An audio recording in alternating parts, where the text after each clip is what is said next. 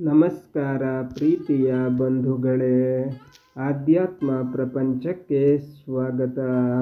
ಭಗವದ್ಗೀತೆ ಅಧ್ಯಾಯ 4 ಜ್ಞಾನಯೋಗ. ಶ್ಲೋಕ 21. ನಿರಾಶೀರ್ಯತ ಚಿತ್ತಾತ್ಮತ್ಯಕ್ತ ಸರ್ವ ಪರಿಗ್ರಹ ಶಾರೀರಂ ಕೇವಲಂ ಕರ್ಮ ಕುರ್ವನ್ ನಾಪ್ನೋತಿ ಕಿಲ್ಬಿಷಂ. ಮನಸ್ಸು ಚಿತ್ತಗಳನ್ನು ಹದ್ದಿನಲ್ಲಿರಿಸಿದಾಗ ಹಂಬಲ ದೂರವಾಗುತ್ತದೆ. ನಾನು ನನ್ನದು ಎಂಬ ಭಾವ ಮರೆಯಾಗುತ್ತದೆ.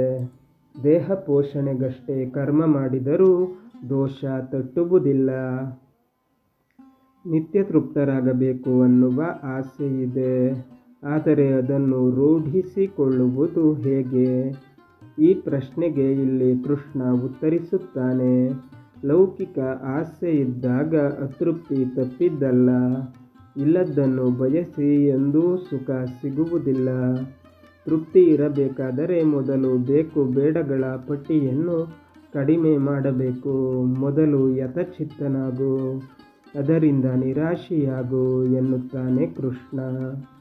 ಮೊದಲು ನಾವು ನಮ್ಮ ಚಿತ್ತವನ್ನು ಮತ್ತು ಮನಸ್ಸನ್ನು ನಿಯಂತ್ರಣದಲ್ಲಿಟ್ಟುಕೊಳ್ಳಬೇಕು. ಇಲ್ಲಿ ಚಿತ್ತ ಎಂದರೆ ನಮ್ಮ ಹಿಂದಿನ ನೆನಪುಗಳು, ಹಿಂದೆ ಮೂಡಿದ ಆಸೆಗಳ ನೆನಪಿನ ಕೋಶ ಚಿತ್ತ. ಚಿತ್ತದಲ್ಲಿ ಆಸೆ ನಿರಾಸೆಗಳ ಕಂತೆ ತುಂಬಿರುತ್ತದೆ. ಮೊದಲು ಹಿಂದಿನ ಆಸೆಗಳು ಮರುಕಳಿಸದಂತೆ ನೋಡಿಕೋ. ಭೂತಕಾಲವನ್ನು ಮತ್ತೆ ಕೆದಕಬೇಡ, ಅದನ್ನು ಪೂರ್ತಿ ಬಿಟ್ಟುಬಿಡು. ಹಾಗೂ ಮನಸ್ಸು ವರ್ತಮಾನ ಕಾಲದಲ್ಲಿ ಬೇಕೋ ಬೇಡಗಳೆಡೆಗೆ ಹರಿಯದಂತೆ ನಿಯಂತ್ರಣ ಮಾಡು. ಈ ರೀತಿ ನಾವು ರೂಢಿ ಮಾಡಿಕೊಂಡರೆ ಇದರಿಂದ ತೃಪ್ತರಾಗಿರಲು ಸಾಧ್ಯ. ಹೀಗೆ ತೃಪ್ತಿಯನ್ನು ಸಾಧಿಸಿದ ನಂತರ ಅದರ ಜೊತೆಗೆ ಆತ್ಮತ್ಯಕ್ತ ಸರ್ವ ಪರಿಗ್ರಹ. ಇಲ್ಲಿ ಪರಿಗ್ರಹ ಎಂದರೆ ಸಂಸಾರ, ಕುಟುಂಬ ಎಲ್ಲವನ್ನೂ ಬಿಟ್ಟು ಕಾಡಿಗೆ ಹೋಗುವುದಲ್ಲ. ಎಲ್ಲವುದರ ಜೊತೆಗೆ ಇದ್ದು ಅದರ ಮೇಲಿನ ಅತೀವ ಮೋಹವನ್ನು ಬಿಟ್ಟು ಬಿಡುವುದು, ಅಭಿಮಾನ ತ್ಯಾಗ ಮಾಡುವುದು. ಎಲ್ಲವೂ ಇರಲಿ, ಆದರೆ ಅದನ್ನೇ ಹಚ್ಚಿಕೊಂಡು ಅದರಲ್ಲೇ ಮುಳುಗಬೇಡ. ಅದರೊಂದಿಗೆ ಬದುಕು, ಆದರೆ ಅಂಟಿಸಿಕೊಳ್ಳಬೇಡ. ತಾವರೆಯ ಎಲೆ ಹೇಗೆ ನೀರಿನಲ್ಲೇ ಇದ್ದು ನೀರನ್ನು ಅಂಟಿಸಿಕೊಳ್ಳುವುದಿಲ್ಲವೋ ಹಾಗೆ. ಹೀಗೆ ಇದ್ದಾಗ ನಾವು ಎಲ್ಲ ಮಾಡಿದರೂ ಏನೂ ಮಾಡುವುದಿಲ್ಲ. ಏಕೆಂದರೆ ಅರಿವಿನಿಂದ ಮಾಡಿದಾಗ ಕರ್ಮದ ಲೇಪವಿಲ್ಲ. ನಾವು ಅಂಟಿಸಿಕೊಳ್ಳದೆ ಬದುಕಲು ಕಲಿತರೆ ಕರ್ಮ ಕೂಡ ನಮಗೆ ಅಂಟುವುದಿಲ್ಲ. ಶರೀರ ನಿರ್ವಹಣೆಗೆ ಬೇಕಾದ ಕರ್ಮವನ್ನು ಮಾನಸಿಕವಾಗಿ ಅಂಟಿಸಿಕೊಳ್ಳದೆ ಬಡಾಯಿ ಇಲ್ಲದೆ ಕರ್ಮ ನಿರ್ವಹಿಸು. ಆಗ ಕರ್ಮದ ಕೊಳೆ ನಿನಗಂಟುವುದಿಲ್ಲ ಎನ್ನುತ್ತಾನೆ ಕೃಷ್ಣ. ಶ್ಲೋಕ 22. ಯದೃಚ್ಛಾಲಾಭ ಸಂತುಷ್ಟೋ ದ್ವಂದ್ವಾತೀತ ವಿಮತ್ಸರ ಸಮಸಿದ್ಧಾವ ಸಿದ್ಧೌ ಚ ಕೃತ್ವಾಪಿ ನ ನಿಬಧ್ಯತೆ. ತಾನಾಗಿಯೇ ಸಿಕ್ಕಿದರಲ್ಲಿ ಸಂತಸ ಪಡುವವನು, ಬದುಕಿನ ಇಬ್ಬಂದಿತನವನ್ನು ಮೀರಿ ನಿಂತವನು, ಹೆರವರ ಏಳಿಗೆಗೆ ಕಿಚ್ಚು ಪಡದವನು, ಗಳಿಕೆಯನ್ನು ಕಲಿಕೆಯನ್ನು ಒಂದೇ ಬಗೆಯಿಂದ ಕಾಣುವವನು, ಕರ್ಮ ಮಾಡಿದರೂ ಅದರ ಸೆರೆಗೆ ಸಿಕ್ಕುವುದಿಲ್ಲ. ನಮ್ಮ ಮನಸ್ಸು ನಮ್ಮ ಹಿಡಿತದಲ್ಲಿ ಬಂದಾಗ ಕಾಣುವ ಮುಖ್ಯ ಲಕ್ಷಣದ ಬಗ್ಗೆ ಇಲ್ಲಿ ವಿವರಣೆ ಇದೆ. ತೃಪ್ತಿಯನ್ನು ಸಾಧಿಸಿದವನಿಗೆ ಏನಾದರೂ ಸಿಕ್ಕಿದರೆ ಅದರಲ್ಲೇ ಸಂತೋಷವಾಗಿರುತ್ತಾನೆ. ಸಿಕ್ಕಿದ್ದು ಸಾಲದೆಂದಾಗಲಿ ಇನ್ನೇನೋ ಸಿಗಲಿ ಎಂದಾಗಲಿ ಆತನ ಮನಸ್ಸು ಬಯಸುವುದಿಲ್ಲ.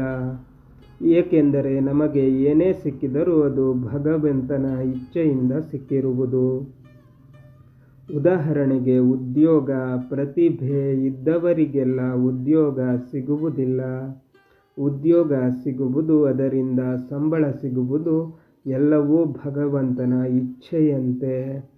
ಆದ್ದರಿಂದ ಎಲ್ಲವೂ ಭಗವಂತನ ಸಂಕಲ್ಪ ಎಂದು ತಿಳಿದು ನಿಸ್ವಾರ್ಥ ಕರ್ಮದಲ್ಲಿ ತೊಡಗಿದಾಗ ಮನಸ್ಸು ನಿರ್ಮಲವಾಗುತ್ತದೆ. ಈ ಸ್ಥಿತಿಯಲ್ಲಿ ಅಹಂಕಾರ ಎಂದೂ ಹತ್ತಿರ ಸುಳಿಯುವುದಿಲ್ಲ.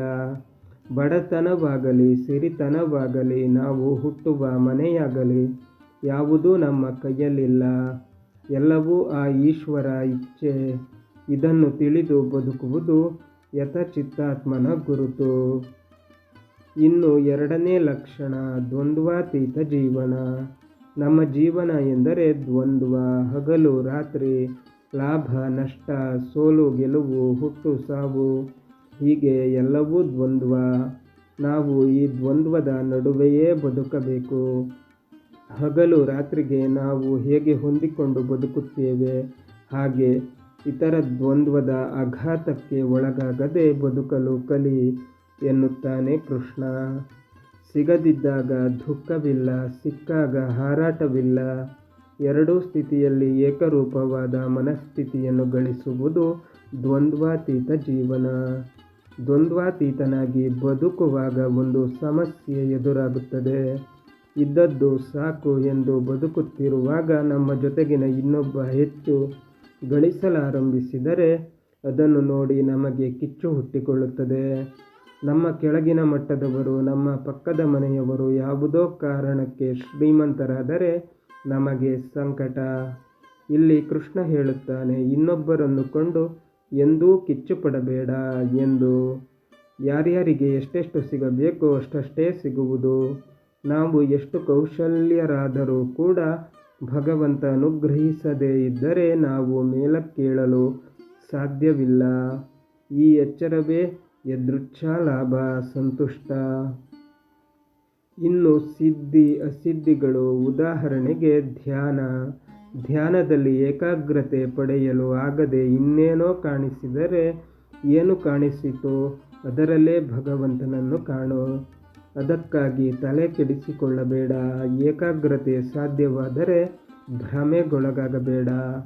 ಏಕೆಂದರೆ ಸಿದ್ಧಿ ಅಸಿದ್ಧಿಗಳು ನಮ್ಮ ಕೈಯಲ್ಲಿಲ್ಲ. ಅಸಿದ್ಧಿಯು ಸಿದ್ಧಿಯ ಮೆಟ್ಟಿಲು. ಇಂತಹ ಮಾನಸಿಕ ಸಮತೋಲನ ಲೌಕಿಕ ಮತ್ತು ಆಧ್ಯಾತ್ಮಿಕ ಜೀವನದಲ್ಲಿ ಅತಿ ಮುಖ್ಯ. ಇಂತಹ ಸ್ಥಿತಿಯಲ್ಲಿ ಕರ್ಮ ಎಂದೂ ಬಂಧಕವಾಗುವುದಿಲ್ಲ. ಬಂಧುಗಳೇ, ಭಗವದ್ಗೀತೆ ಮುಂದುವರಿಯುತ್ತದೆ. ಅಲ್ಲಿಯ ತನಕ ನಮ್ಮ ಚಾನಲನ್ನು ನೋಡ್ತಾ ಇರಿ. ಎಲ್ಲ ವಿಡಿಯೋಗಳನ್ನು ನೋಡಿ, ಶೇರ್ ಮಾಡಿ, ಲೈಕ್ಸ್ ಮಾಡಿ, ಕಮೆಂಟ್ ಮಾಡಿ. ಹಾಗೆ ನಮ್ಮ ಚಾನಲನ್ನು ಸಬ್ಸ್ಕ್ರೈಬ್ ಮಾಡೋದು ಮರಿಬೇಡಿ.